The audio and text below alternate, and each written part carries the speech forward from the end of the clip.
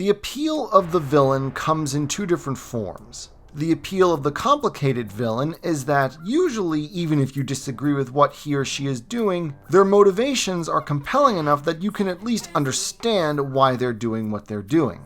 Then there is the appeal of the pure evil villain. Their appeal comes from pure charisma and the fact that they have so much fun being evil that you can't help but have fun along with them. That, or they're just really, really menacing and intimidating. Jabba the Hutt, Jabba the Hutt, falls firmly into the latter category. It's been a while since everyone's favorite Hutt crime lord got some attention, and so we come to this little 4-issue comic released between 1995 and 1996. Written by Jim Woodring, art by Art Wetherill, one cover done by Cam Kennedy, the principal artist of Dark Empire, and the remaining 3 covers by Mark Harrison, who's mostly known for contributing to the British comic 2000 AD, the one that gave us, among other things, Judge Dredd. As for interior artist Art Wetherill, there really isn't anything to his name apart from this and one issue of Tales of the Jedi. As for Jim Woodring, from what little I've been able to find out about him, he was mostly an artist rather than a writer, mostly known for his own homemade comics like Jim and Frank, which feature a lot of cartoony anthropomorphic animals in the vein of Looney Tunes. And that's about it production-wise. Apart from Cam Kennedy, most of the names here are pretty obscure. The 4 stories comprising this Jabba the Hutt comic are for the most part standalone adventures, only very loosely tied together by a narrative thread, mostly being Jabba the Hutt having encounters with other criminal scumbags of the Star Wars underworld and what comes of them. The first of these, the so-called Suun Hit, begins with the crime lord visiting yet another crime lord, the titular Garth Supun. Of course, the 2 crime lords play act at being good friends, Supun putting on entertainments as any gracious host should, and Jabba playing the polite guest. But eventually the 2 get down to brass tacks and agree to make an exchange. Although first, Supun calls Jabba out on his fake bomb threat, but the Hutt cryptically insists that the bomb that he says he planted in Supun's hideout is still there, and has been for 2 days. Supun doesn't believe this as he's called in one of the Empire's best explosives experts to check his palace and has found no bomb. Those pleasantries out of the way, the haggling begins. From here on out, the 2 crime lords engage in a kind of battle of wits as each pulls ace after ace out of their metaphorical sleeves, as each seeks to end up with everything and leave his interlocutor with nothing. First, it's a poisonous female bug for some weird genetically engineered gland thing. Then, Jabba offers to throw in the guy that created the gland thing as long as Garth Supun gives him a male equivalent of the poisonous insect. The deal goes off without a hitch at first, but then Jabba discovers that the male bug has been sterilized. Of course, the Hutt was prepared for this, so he reveals that he lobotomized the doctor that created the gland thing. And without his brain, the doctor is basically useless, and so is the gland thing that he created. Garth Supun responds by revealing one of his henchmen clinging to the ceiling, ready to kill Jabba on his order. Jabba counters by releasing the female insect, which then stings the rival crime lord, followed by offering Supun the antidote, which he will need to take soon if he doesn't want to die. Even with death closing in on him, Garth Supun remains defiant and threatens to blow Jabba's head off, so that at least he'll have the satisfaction of taking the Hutt with him. But Jabba reveals that he has a bomb on him, one powerful enough to take out everybody, and so the rival crime lord has no choice but to accept Jabba's new deal. The antidote in exchange for both the bugs, the gland, the doctor's brain, and 10 korgs, as he puts it, of spice. Having taken the antidote, Garth Supun then has the Imperial demo expert, Kosh Kerp, test Jabba's bomb, and apparently the guy is tough enough to withstand the explosion so that it doesn't even kill him, let alone anyone else. Of course, this means that Jabba is out of cards to play and Supun has him and his small party surrounded. Jabba's major domo Bib Fortuna is quick to capitulate, but the Hutt remains unfazed, for he insists that the real bomb, the bomb that he supposedly planted in the rival crime lord's hideout, has yet to be activated.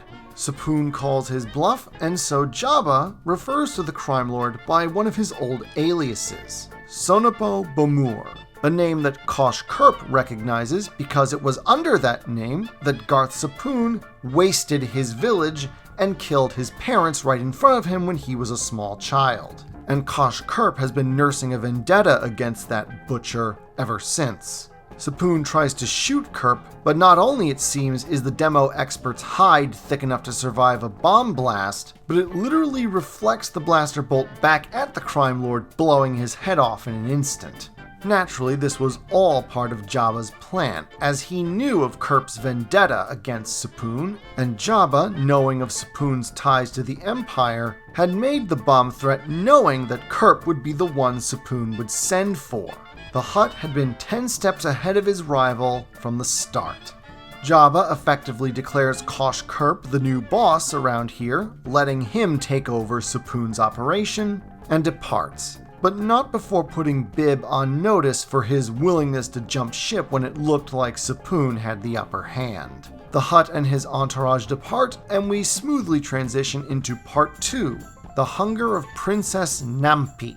We begin with Jabba departing from his eventful meeting with Garth Suun aboard his personal space yacht, the Star Jewel, which originally appeared in the Dark Forces video game, and we are introduced to the pilot of the Star Jewel, Scoopa, an old partner in crime of Jabba's and now one of his many elite subordinates. Unlike Bib, who acts entirely servile in the Hutt's presence, Scoopa, it seems, has enough familiarity with Jabba that the two can engage in light, reasonably friendly banter, although Jabba makes it pretty clear who is in charge. Shortly after making for space, they detect a signal from a Nuffin freighter. Apparently, Nuffins are quite rich, and Jabba is far too much of an opportunist to pass up the opportunity to plunder the vessel. Using holoprojectors, the Star Jewel's command crew pull off a con, claiming that they are fellow Nuffins who have narrowly survived an encounter with pirates and commandeered their vessel. Their request for fuel and medical attention is granted, and the Star Jewel easily docks with the freighter.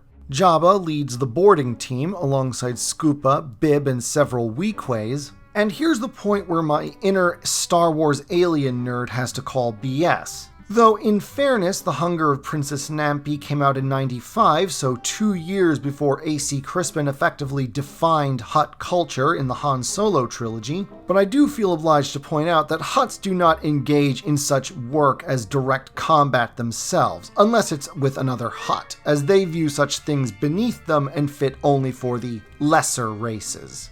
It's all moot anyway, as Jabba soon discovers that instead of conning the Nuffins, he himself has been conned by the true owners of the freighter. A bunch of henchmen whose blue outfits are reminiscent of the Cobra Troopers from G.I. Joe, and their dread and hideous mistress, Princess Nampi, one of the few beings in the galaxy that looks even more disgusting and repulsive than the average Hutt, which is an impressive feat in itself. Naturally, the exalted Princess Nampi of Orutaru fully intends to do to Jabba what Jabba intended to do to her, rob him blind, but Jabba is cleverer than that. He informs the bloated monstrosity that the Star Jewel is wired, and without the right voice codes will simply explode. After the Hutt has been sent to jail, what Nampi calls the food larder, she demands that Scoopa give her the codes, but of course only Jabba knows them, and the only thing that saves Scoopa from being killed by her there and then is his promising to try and persuade Jabba to give up the codes willingly. Naturally, the Hutt has none of it and effectively denounces Scoopa as a traitor, but Scoopa simply points out that like any good criminal, he's looking out for himself. But Jabba remains intractable, and so Scoopa can only report his failure to Princess Nampi and ask that he be allowed to kill himself. Apparently he comes from a very Bushido-esque warrior culture. This seems to impress Nampi, and apparently makes her attracted to him. Woo.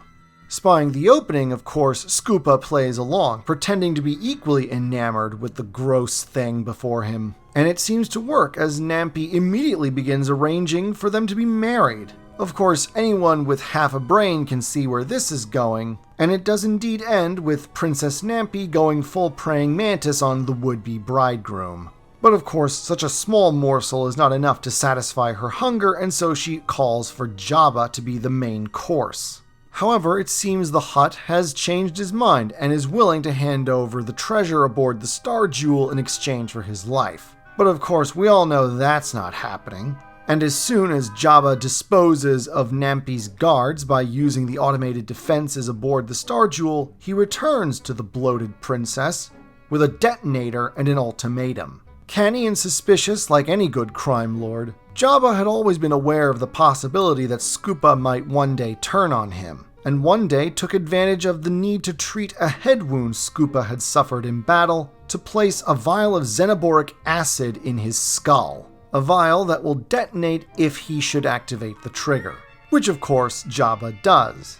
Apparently xenoboric acid is highly explosive as well as corrosive. Either way, Nampi ends up as a molten pool of flesh, and Jabba has acquired a whole new ship as well as its cargo. It's another good showcase of Jabba's cunning, but it's definitely inferior to the Garth Sapoon story, because in there at least Jabba set up the fact that there was a bomb in Sapoon's fortress. It just turned out to be a figurative bomb rather than a literal one. Here, there is no setup to the xenoboric acid in Scoopa's skull. A simple line or two about Scoopa suffering a head injury in some long ago battle would have sufficed. At any rate, we move on to number 3, the Dynasty Trap. We pick up where we left off, with Jabba and co. completing the transfer of all Nampi's wealth to the Star Jewel, which only leaves the question of what to do with the freighter and its crew. At Bib's suggestion, Jabba decides to sell the freighter and the crew as slaves to another crime colleague of his, one Cabrul Noom. Jabba agrees to sell the ship to Cabrul, but apparently is feeling particularly sadistic this day, as rather than profit from selling the crew of Nampi's ship as slaves, he decides to have them all thrown out the airlock purely for his own amusement. To quote the Hutt himself, "I love to watch 'em pop." Jabba decides to go it alone this time, as apparently Cabrul Noom has gotten unpredictable in his old age. It turns out to be something of an understatement. Jabba's fellow crime lord, it seems, has gone completely senile and often flies into violent rages at the drop of a hat. At one point, threatening to have his adult children, Rusk and Norba, flogged and imprisoned just for talking back to him, only to then forget what he was saying a few seconds later. To his credit, the Hutt tries to navigate the tightrope of Cabrul's mood swings as he attempts to negotiate the sale of the captured freighter, but then Hutts were not made for balancing acts in either the literal or figurative sense. Out of the blue, Cabrul orders Jabba to kill this other crime lord, Vu Chusker, once a close associate of Cabrul, but now the old man deems him a mortal enemy. Jabba, very politely but firmly, objects to the idea of being ordered to do this as if he were Cabrul's henchman, and refuses on the grounds that he has no quarrel with Vu Chusker and thus no reason to kill him. This naturally sends Cabrul into a rage, and he orders Jabba imprisoned. Unfortunately, it's here where the story kind of meanders a bit. I'm not sure if this makes it weaker than the Princess Nampi story or not, but it's certainly not as strong as the Garth Sapoon story. It goes like this. Rusk, Cabrul's son, convinces Jabba to murder his father for him. Then, having essentially taken over the organization from his dad, Rusk also tries to order Jabba to assassinate this Vu Chusker fellow. Once again, Jabba, albeit less politely than with his father, objects to Rusk treating him like a lackey, and so the son acts just like the father and throws the Hutt in prison. Then, Cabrul's daughter Norba frees Jabba, persuades him to help her kill Rusk, which he does, only for Norba to then tell the guards that Jabba murdered her brother all on his own initiative, leaving him once again cooling his, non-existent heels in a cell. Again. Norba then comes to Jabba and reveals that she regrets doing this, but that she had to frame the Hutt, as it would make her father's men more loyal to her. She is not only prepared to free him now that all that's done, but to compensate the Hutt for the trouble he's gone through, 15 corgs of spice will be thrown in to sweeten the pot. And then, just like her father and brother before her, she says this on condition that Jabba kill the mysterious Vu Chusker. At this point, though, Jabba has had it up to here with this whole family and its obsession with Vu Chusker, whom all three of the Nooms seem convinced is their greatest threat, and manages to trick Norba into getting close enough to the aperture in the cell door that he eats her, escaping the cell under his own power, though it's not exactly specified how. Jabba happens to run into someone who just happens to be Vu Chusker, apparently on his way to meet with his good friend Kabrul Noom. In response, Jabba crushes him to death with his tail and says in exasperation, "Wish I'd done that in the first place." In that sense, the death of Vu Chusker feels like the punchline of a joke. Not an especially funny one, more a mildly humorous one. Dynasty War isn't bad, but it is undeniably the weakest of the four. Luckily, the quality jumps up back to the same level as the Garth Sapoon affair with the fourth and final issue, Betrayal.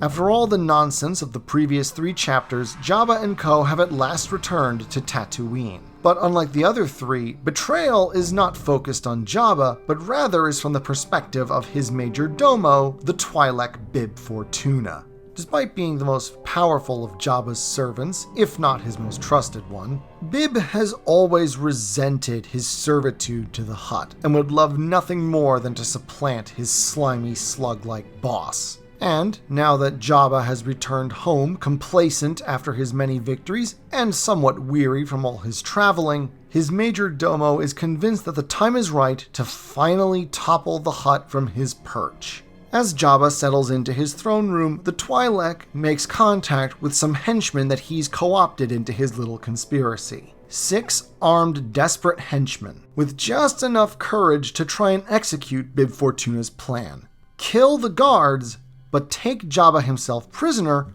also that Fortuna can torture him into revealing all his secrets. For you see, the Hutt never wrote any of his most important information down. The locations of his hordes, the passwords to his strongholds, the lists of his debtors, his criminal records, his allies and his enemies. All that information exists only in one place, Jabba's mind.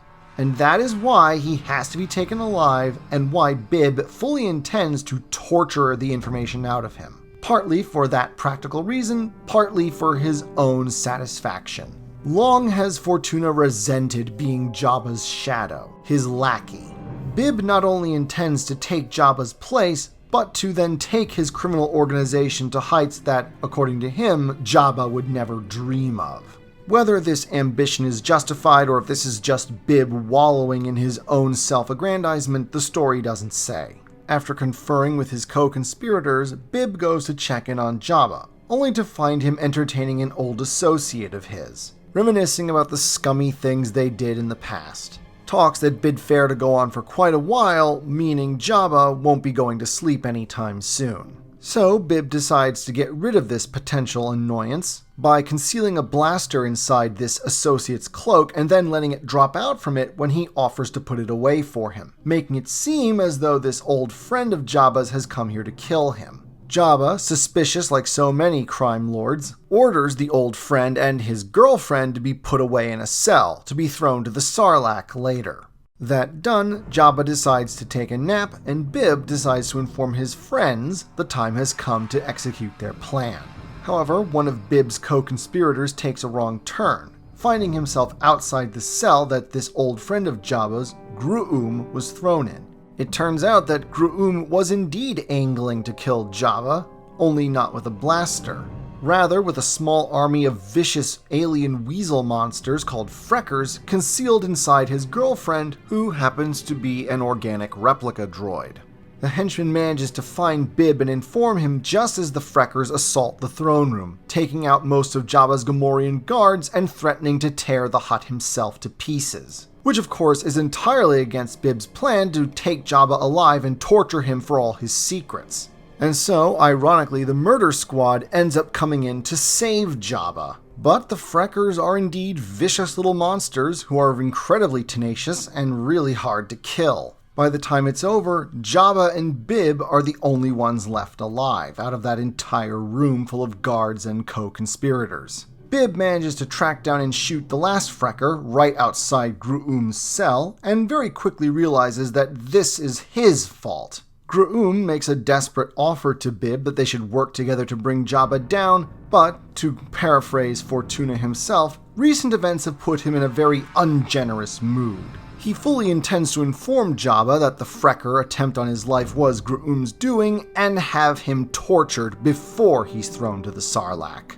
Ironically, Bib discovers that Jabba is quite impressed by what happened, seeing Bib's actions in his defense as proof of the Major Domo's loyalty, something that Jabba didn't think he really had for him. Of course, Fortuna can't admit that he was actually planning to usurp Jabba himself the whole time, and while Jabba does seem to have a higher opinion of the Twi'lek than hitherto, Bib ends the story finding himself right back where he started, with him as the servant and Jabba as the master. Betrayal is definitely as good as the Gar Sapoon story, mostly because of the schadenfreude of watching Bib essentially sabotage his own scheme to take over Jabba's operation.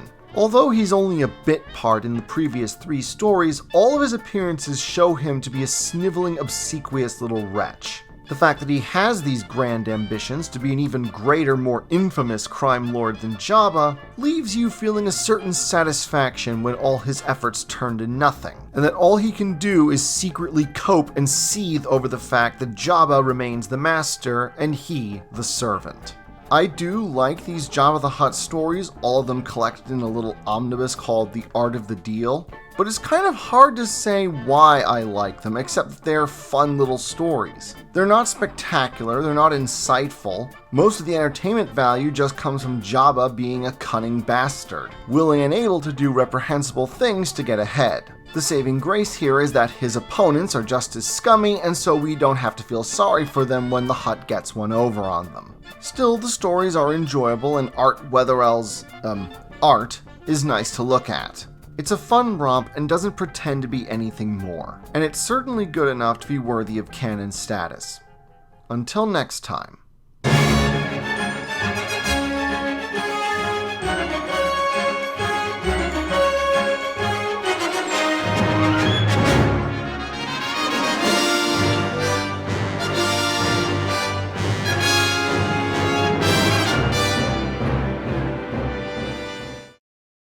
Before there was Ellen Ripley. Before there was Wonder Woman.